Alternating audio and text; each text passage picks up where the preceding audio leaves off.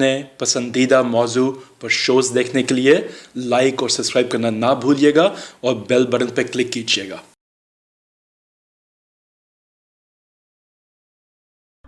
अस्सलाम वालेकुम नाज़रीन, हक़ाइक़ टीवी में प्रोग्राम हक़ाइक़ विद मुस्तफ़ा एहसान में आपके साथ मुस्तफ़ा एहसान। नाज़रीन, आजकल हर जगह कराची की ही बात की जा रही है, वहाँ के हालात क्या हैं, लेकिन पंजाब पे तवज्जो नहीं दी जा रही। उसके पस मंज़र में पंजाब में भी बहुत कुछ हो रहा है, काफ़ी हरकतें हो रही है, काफ़ी चर्चे हो रहे हैं कि पंजाब में तब्दीलियाँ भी आ सकती हैं। आज हमारे साथ को शरीक गुफ्तगू हैं शहज़ादा आलमगीर साहब, जो हमें ज्वाइन करते रहते हैं वक्तन फ़वक्तन। शहज़ादा साहब, आप एक मिनट ठहरिएगा।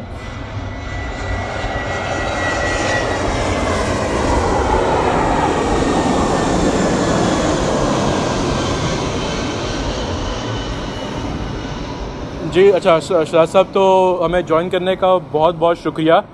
कुछ दिन पहले आप अपने एक प्रोग्राम में इंकशाफ करते करते रह गए कि इसमें पंजाब में क्या तब्दीली आने वाली है वज़ीर आला के पोस्ट के हिसाब से।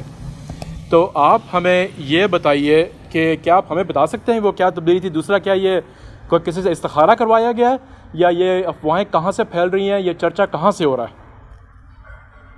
जी, बिस्मिल्लाहिर्रहमानिर्रहीम। शुक्रिया मुस्तफ़ा एहसान साहब। मैं बहुत ही कंफर्टेबल होता हूँ आपके साथ और मेरी हद्दुल इम्कान ये कोशिश होती है कि मैं हक़ाइक़ ही के प्रोग्राम में जो मेरे पास जितने भी इतलात होती हैं या जो भी मेरा तजर्बा और मुशाहिदा कह रहा होता है, मैं बड़ा कंफर्टेबल फील करता हूँ आपके साथ। तो ये हवाएं जो हैं ये तो तकरीबन 2 साल से चल रही हैं। जब से उस्मान बुज़दार साहब आए हैं उस वक्त से ये हवाएं चल रही हैं और उन हवाओं में और उनकी जो बाज़गश्त है या उनकी जो एक खुशबू है या उसमें जो भी आप कह लें, तो तमाम चीजें जो हैं वो सामने नजर भी आ रही थी, सामने देख भी रहे थे और लोग जो है वो उसको जो है उस पे उंगली भी उठा रहे थे। लेकिन जब भी पंजाब में जो है वो हवा तेज होती थी बुज़दार की तब्दीली के लिए, तो वज़ीर आज़म साहब तशरीफ लाते थे और वो उन्हें मजीद धमकी दे के चले जाते थे, जिससे उनका हौसला और बढ़ता था और वो और ज्यादा खिदमात अपनी अंजाम देना शुरू कर देते थे। और वो खिदमात जो हैं वो पंजाब के लिए नहीं, वो अपने खानदान के लिए, अपने मामलात के लिए जो है वो उनकी खिदमात में तेजी आ जाती थी और उनके खानदान की खिदमात में भी तेजी आ जाती थी और उनको एक आशीर्वाद मिल जाता था। अब चूंकि एक मुकदमा जो है वो आया है, उन चीजों के अलावा जो कि बहुत बड़े बड़े इल्जामात हैं और उस प्रोग्राम में भी मैंने जो है वो इरिगेशन डिपार्टमेंट और बाकी जो है PNG और बाकी डिपार्टमेंट जो है ठेकों के अंदर जो मामला हो रहे हैं वो अभी हम उसको बहस में नहीं लाते। अभी जो रिसेंट से जो केस आया है जिसमें नैब ने उन्हें 12 अगस्त को तलब कर लिया है, तो उसमें वो बतौर मुल्ज़म के पेश होंगे, वज़ीर आला बतौर मुल्ज़म पेश होंगे। शाह साहब, उस केस के बारे में तो ये कहा जा रहा है कि वो केस एक सेक्रेटरी ने दबा के रख दिया था, वो फाइल तो बुज़दार तक पहुंची ही नहीं, ये बयान दिया जा रहा है। बुज़दार साहब तक ये सारी ट्रेल आपके सामने आएगी। अशरफ गोंदल उस वक्त के जो हैं वो DG एक्साइज पे ये सारा जो है और सेक्रेटरी पे ये सारा डाला जा रहा है, राहील सदीकी पे। लेकिन वादा माफ लोग बन चुके हैं, इकबाली बयान दे चुके हुए हैं, जो उनका रोल था वो बताया जा चुका है। 3 बार फाइल, मैं यहाँ पे कहूंगा कि उस्मान बुज़दार साहब को सब लोग समझते थे कि ये बड़ा मासूम है, ये बड़ा, इसके घर में तो बिजली भी नहीं है, इसके घर में तो पानी भी नहीं है और ये बड़ा ईमानदार आदमी है। लेकिन वो इस खूबसूरती के साथ फ्रॉड करने के माहिर हैं, इस खूबसूरती के साथ जो है वो करप्शन के मामलात और इस तरह के कमिश्निंग के मामलात चलाने के माहिर हैं कि वो कहीं पे अपना जो है वो एक नुक्ता या एक कलम का एक हरफ भी जो है वो लिखने को तैयार नहीं होते, वो सबॉर्डिनेट से काम लेते हैं। ब्यूरोक्रेसी इसीलिए बार बार इखाड़ पिछाड़ करनी पड़ती है कि जो इनकार कर देता है उसको उसी वक्त जो है वो अपनी पोजीशन से हटा दिया जाता है। अभी जो है आपने कमिश्नर लाहौर का देखा, उसके बाद चीफ सेक्रेटरी जो है उनके मामला चीफ सेक्रेटरी के देखे, IG के देखे कि जो उनके इस तरह के मामलात में जिसमें अशरफ गोंदल साहब जिस तरह इस्तेमाल हुए, अगर वो लोग नहीं करते तो ये उनको उखाड़ के बाहर फेंक देते हैं। अब आ जाते हैं, क्योंकि वक्त की कमी होती है, कि ये अब तय हो गया कि पंजाब में अब इमरान खान साहब के सर से पानी ऊंचा हो गया है। اب ان کے جو محلاتی سازش ہوتی ہے ان کے گھر میں اور جو حکم صادر فرمائے جاتے ہیں وہاں سے اور جو اتھارٹی جو ہے وہ اس پورے نظام کو چلا رہی ہے، اب اس اتھارٹی نے بھی یہ تسلیم کر لیا کہ اب میری سہیلی کا میاں جو ہے وہ اس کو فارغ کرنے کے بغیر ہمارے پاس کوئی چارہ نہیں ہے۔ اب جو تبدیلی آ رہی ہے وہ پچھلے دنوں کاف لیگ اور نون لیگ کی ملاقاتیں، مونا سلائی اور باقی لوگوں کی ملاقاتیں، پرویز الائی صاحب کی ملاقاتیں، کاف لیگ کو انہوں نے بالکل جو ہے وہ نیب زدہ وہ بھی ہو چکی ہے۔ مونا سلائی صاحب پہ بھی کیس ہے، مونا سلائی صاحب پہ خیرہ گلی کی زمین کا بھی ایک کیس جو ہے وہ آ گیا ہے۔ اس کے علاوہ شوگر سکینڈل میں وہ ملوث ہیں۔ وہ لاکھ کہتے رہے کہ جی میں ورکنگ ڈائریکٹر نہیں ہوں، لیکن جو شیئر ہولڈر ڈائریکٹر ہوتا ہے جو فارم 29 پہ ہوتا ہے وہ تو آ کون رہا ہے یہ بتائیں، ہمیں یہ بتائیں کہ آ کون رہا ہے؟ جی میں بتا رہا ہوں جی، اب جو تبدیلی ہے وہ کینڈیڈیٹ جو آ رہا ہے وہ طے ہو چکا ہوا ہے۔ بنی گالا میں پچھلی دفعہ جو انہوں نے غلطی کی تھی کہ راجہ یاسر ہمایوں کو اناؤنس کرنے کے بعد استخارہ بعد میں کیا، تو بعد میں جو ہے وہ عثمان بزدار صاحب کا نام نکل آیا اور اس کو جس کو پروٹوکول لگ چکا تھا، جو وزیر اعلیٰ پنجاب اناؤنس ہو چکا تھا، اس کو ہٹا کر عثمان بزدار صاحب کو، لیکن اس دفعہ انہوں نے یہ غلطی نہیں کی۔ اس دفعہ استخارے والوں نے پہلے استخارہ نکالا ہے اور جن کے کہنے پہ استخارہ نکالا ہے وہ اس ملک کے جو ہے وہ تمام سیاہ و سفید کے مالک، تمام طاقت کا سرچشمہ ہے اور ان کا نام ہے زلفی بخاری۔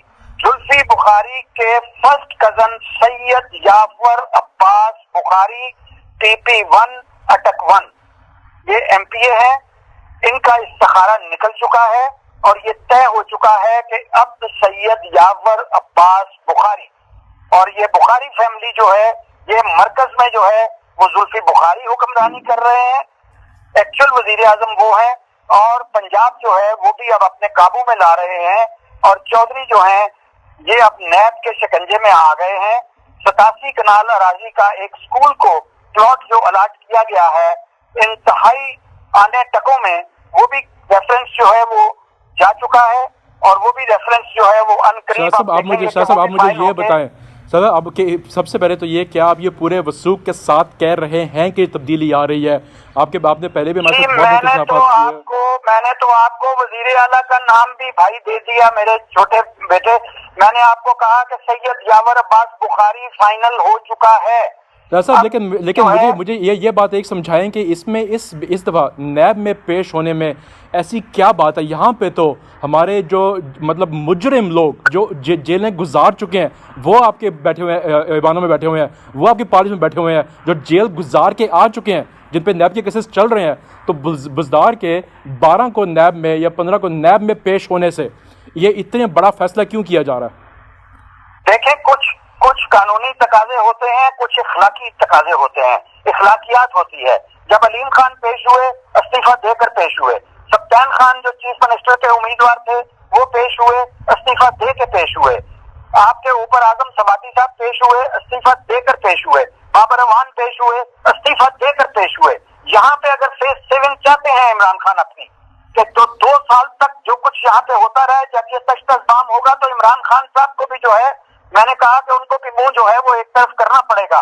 اب یہاں پہ یہ ہے کہ ان سے بھی اگر عمران خان استعفیٰ لے کے ان کو پیش کرتے ہیں، میں کہتا ہوں کہ یہ غلط ثابت ہو جائے تو پھر یہ واپس اپنی سیٹ پہ واپس آ جائیں، لیکن اگر یہ استعفیٰ دے کے پیش نہیں ہوتے تو اس کا مطلب ہے کہ اوروں کے لیے قانون اور ہے، اوروں کے لیے معاملات اور ہیں، اور عثمان بزدار جس کو 2 سال سے جو ہے ڈیفینڈ کر رہا ہے پرائم منسٹر، اس کا مطلب ہے کہ پھر ساری دال شاہ صاحب آپ یہ بھول رہے ہیں کہ جس ملک میں ہم بیٹھے ہیں اس میں قانون ہے ہی کوئی نہیں، اس میں ہر قانون ہر انسان کے لیے مختلف ہے۔ بالکل نہیں ہے، لیکن یہاں پہ عمران خان کی اخلاقی جرات کو میں نے دیکھنا ہے کہ عمران خان صاحب اب کیا کرتے ہیں۔